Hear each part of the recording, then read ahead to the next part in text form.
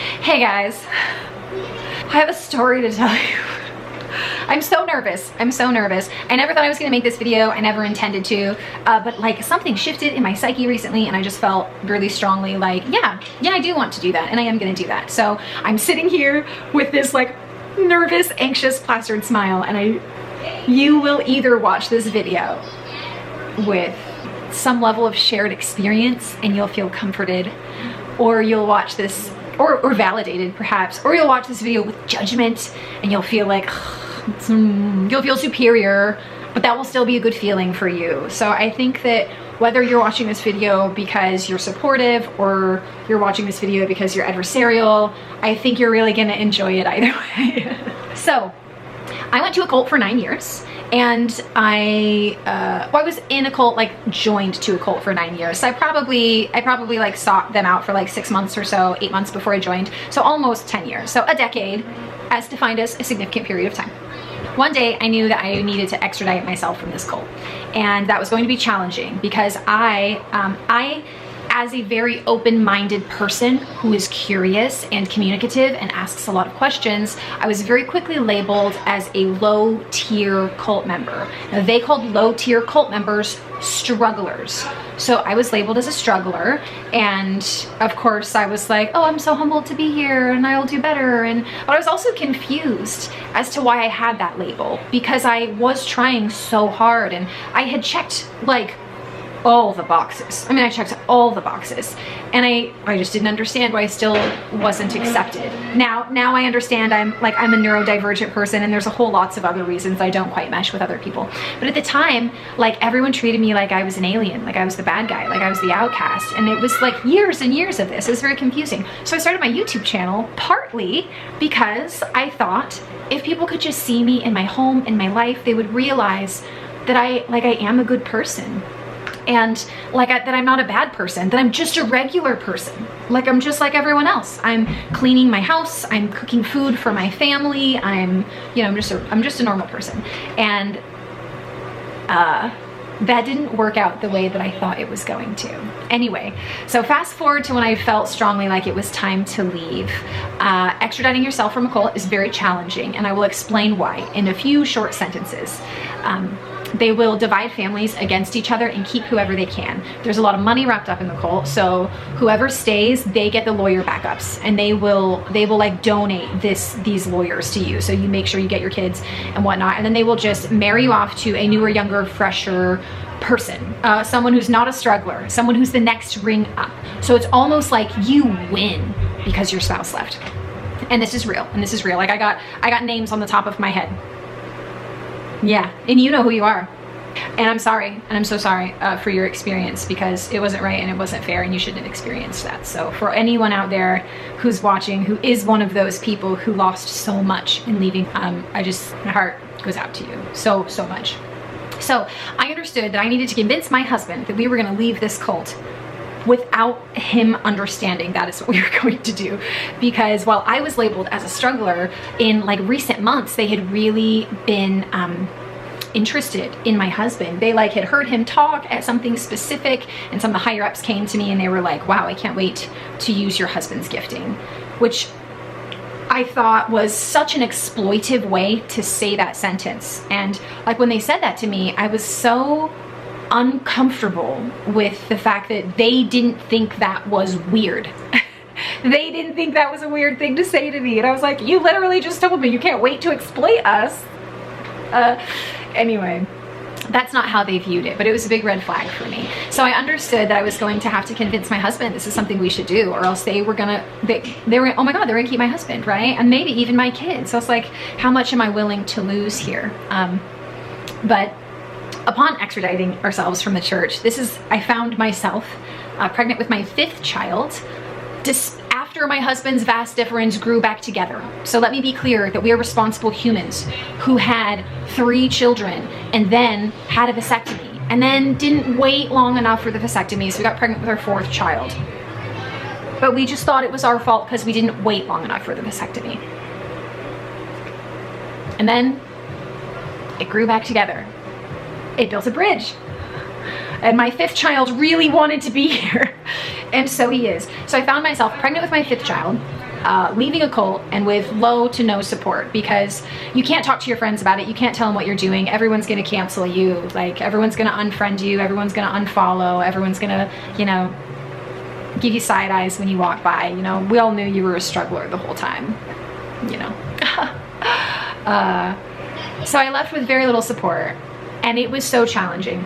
I need to get my notes because now we're going to go into my life. If you want to know more about the cult experience, please comment below. I could do a Q&A or just give like a story time that's a little more oriented towards that experience. But right now, it's a life lately. So, you know, at this time, I'm working the whole time. I am in this cult. I'm having children. I leave the cult. I have no support. I'm pregnant again. And I'm so tired. And guys, I mean, y'all, if you got any mamas out there that are sleepless, I really cannot describe the mental health condition of physical exhaustion from lack of sleep. I can't describe it. It's so painful. Like, I thought I was gonna die. Like, I thought I was gonna die. I was like, oh, I have something beautiful that I wrote. Hang on. When I think back on all those silent tears and whispered prayers that I just wouldn't die, now I can see that all of those prayers were that of a silly girl who did not realize she was absolutely going to have to die, because the only way out was through. And if I wanted to get through this, I was going to have to go through the canal of death and rise like a phoenix from the ashes on the other side. And that is what has happened to me in the last few years. And that's why my videos have been less consistent than they were before, because I've been dying. But I haven't been dying as an ending. You know, dying is a part of beginning. You know, endings and rebirths. You know, the trees go to sleep and they hibernate and they wake back up. And so I was just in a season of death. So I had low to no support when I left, and as a highly anxious person, keeping tiny humans alive is challenging. They are built for curiosity and exploration, and they have no awareness of danger, just unbridled excitement to be here. Like, the soul's like, yay, I finally made it! Let's just run across the street, you know? And so as a highly anxious person, the first couple of years were very isolating for me. Now, on top of that, I really wore myself out additionally, because I tried to find community right away. I was trying to plug my kids back into other communities right away. I was looking for ways so that they didn't feel that drop of friendship and love. And I found myself unsuccessful. Everything I put myself into completely exhausted me. You know, I went to church, I was over volunteering, and not to mention, you know, being ex-cult members, we weren't exactly readily accepted anywhere that we went. I'm the kind of person that if anyone had wanted to come have a real conversation with me, I would have been so happy to do that. And but people didn't. They didn't want to do that. They wanted to smirk, and they wanted to gossip, and they wanted that juicy secret feeling. And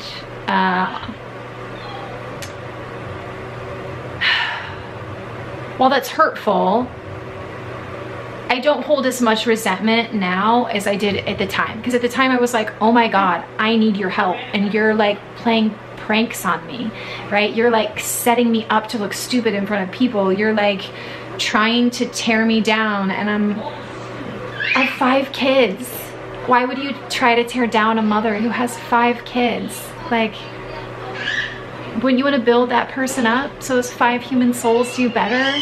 I don't understand that. For any of you watching who judge me so severely, that doesn't make sense to me. So I tried various avenues, not just church. I tried different things, and I found myself unsuccessful. Now, I've been in therapy for a few years, and I realized so much more about myself that I didn't look at, because, you know, I was in a church about self-denial, and I valued self-denial. I value self-denial in so many religions. I think it's kind of a magical thing, you know, fasting and stuff. You really can see magic.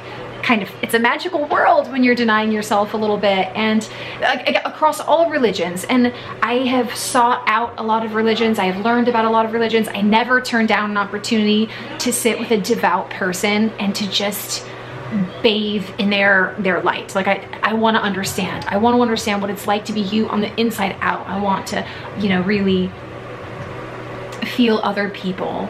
And yeah, I want to make the right choices. I want to do the right thing. I want to honor the creator that let me be here. I don't know his name. I don't know how close he is or isn't or can or can't be. But I wake up every day and I have so much gratitude for my life. So I'm a little distracted there. The point is that I am no longer religious. However, I have so much respect for religions of all kinds. And, you know, and maybe some clearer, I don't want to use the word judgment, but some clearer understanding of religions and how they're positive and also can be negative. So my videos over the last couple of years have been inconsistent just because I've been really trying to deal with the pain of chosen unacceptance, right? I have chosen to be unaccepted by my friends, my family, my peers. I have chosen to say, I don't need validation from you. And if I'd have realized that was the choice I was making, I might not have even made it. I depend so much on validation from other people, or at least I did at this time. Like, that was the whole reason I was running on a hamster wheel, was for validation that said, good job, you're not a bad person. I just wanted someone to tell me I wasn't bad so badly. Tell me I'm not bad. What can I do? What can I do more? What can I do better? What can I give more? How can I serve more? How can I suffer more? How can I not be bad? And that is the kind of mind that cults are looking for. They're looking for minds that aren't strong, that aren't clear, that want a king to say, good job.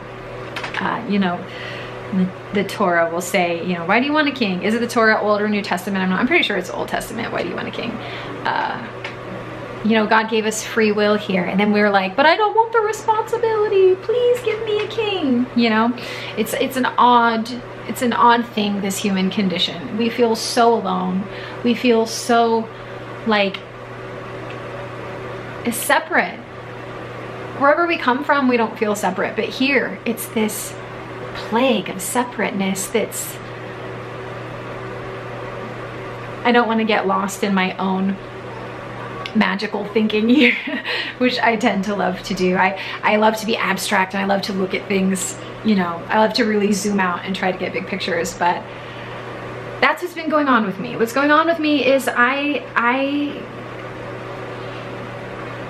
finally chose to be alone.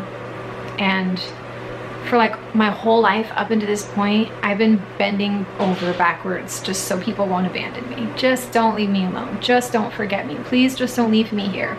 It's so hard. Don't leave me here. God help me, don't leave me here. You know, that's what it is, right? That's why atheists are such mentally strong people, by the way, because being able to sit with the reality that no one's coming to save you is challenging.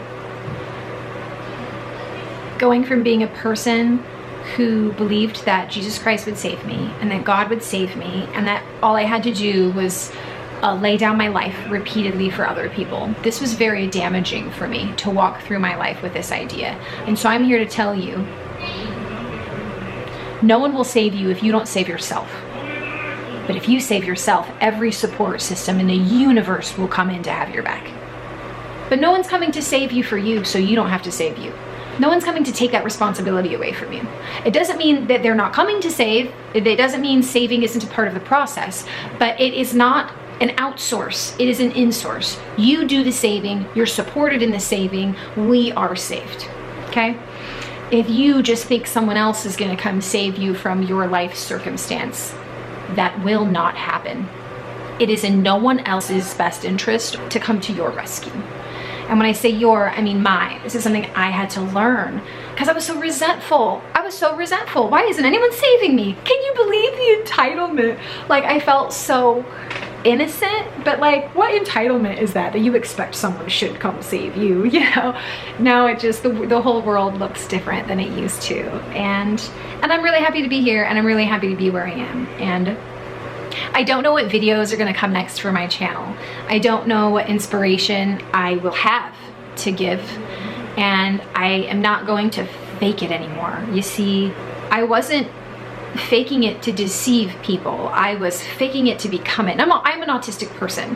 So if you've ever heard of like masking, I am a very high masker. So I am always looking at what is appropriate, how should I behave, how should I speak, what do people need?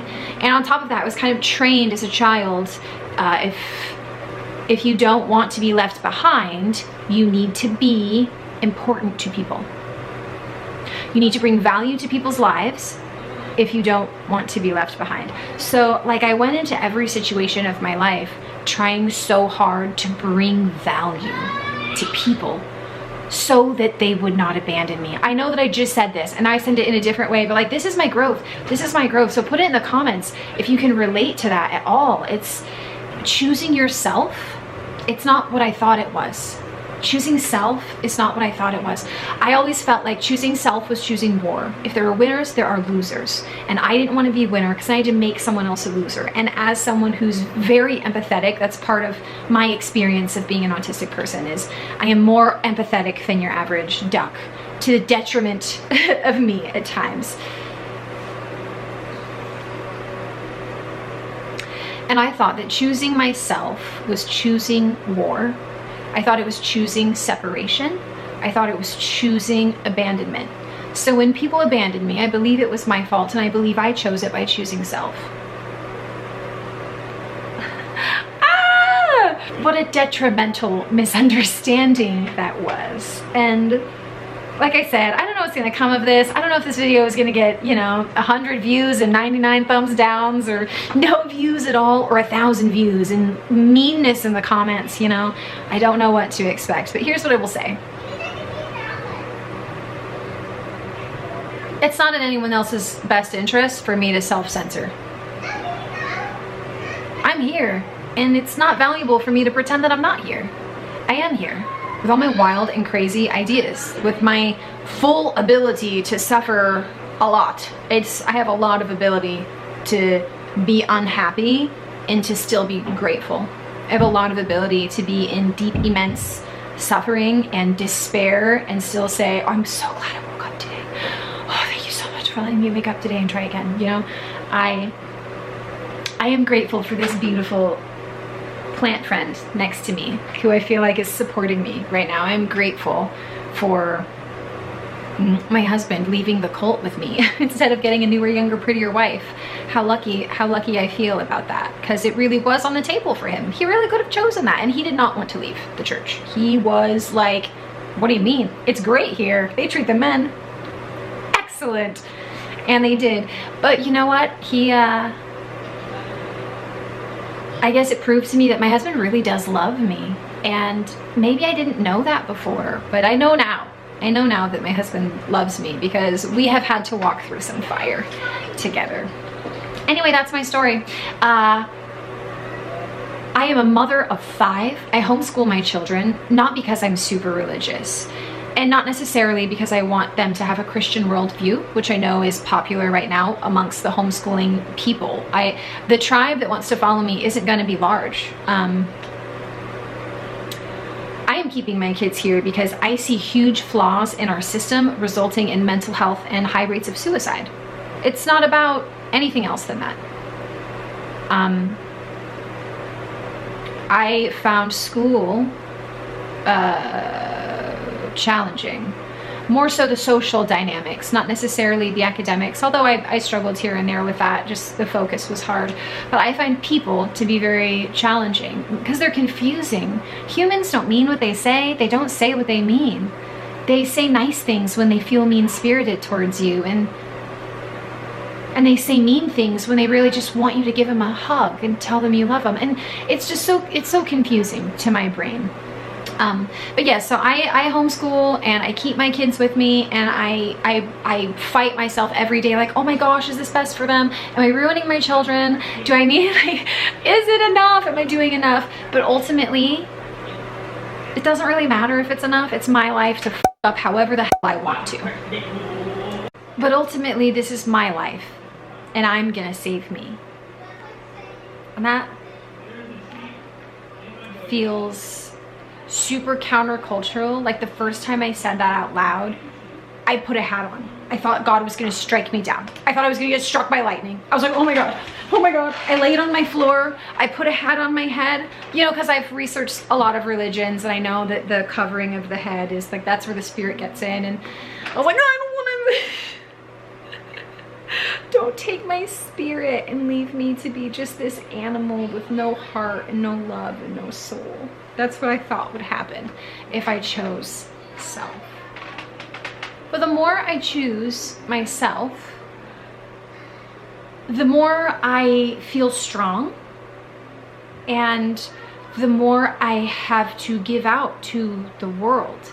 And I wasn't giving to the world anymore. I was just like, I mean, I was like serving all the time and volunteering and sacrificing, but like I was just giving my animal body energy to the world. I was a slave. I wasn't giving my light to the world. I wasn't giving whatever this soul embodied this body to do here, like, or tasks I was given, or like, yeah, I don't know the other side of the fabric. I don't know how all this works, and I would say that you don't either. So if you feel judgy, then back up and read your book, because ish is confusing. This ish is confusing. And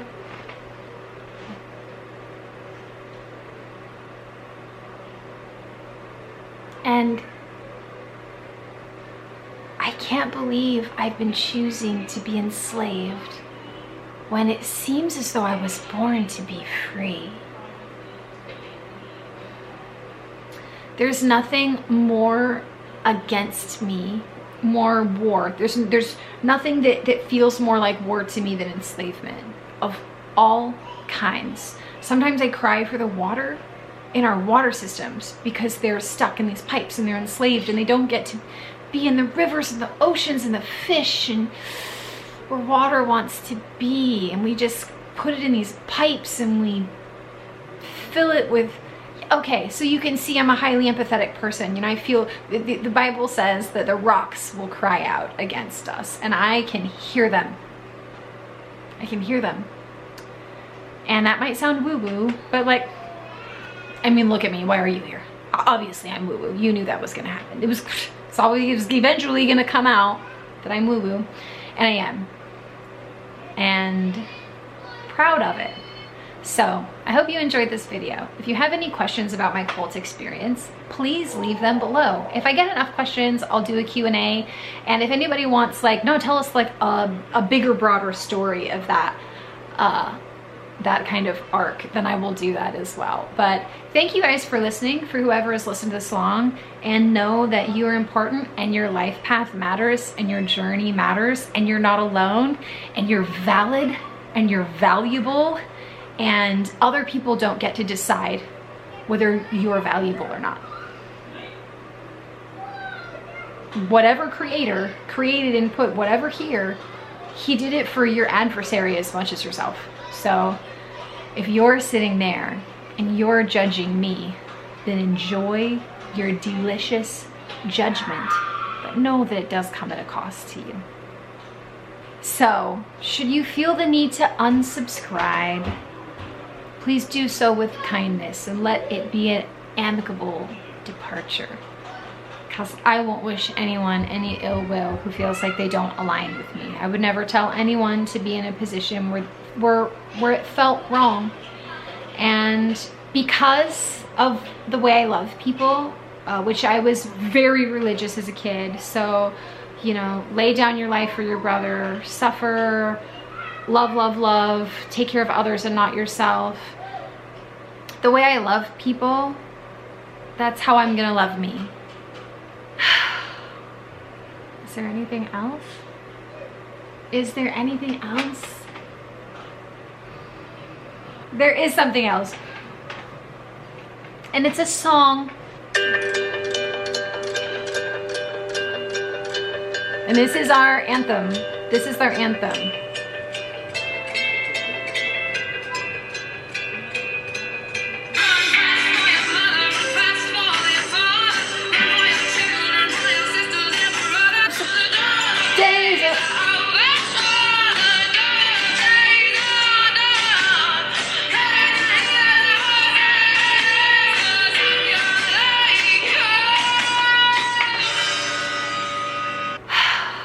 I will see you guys in the next video.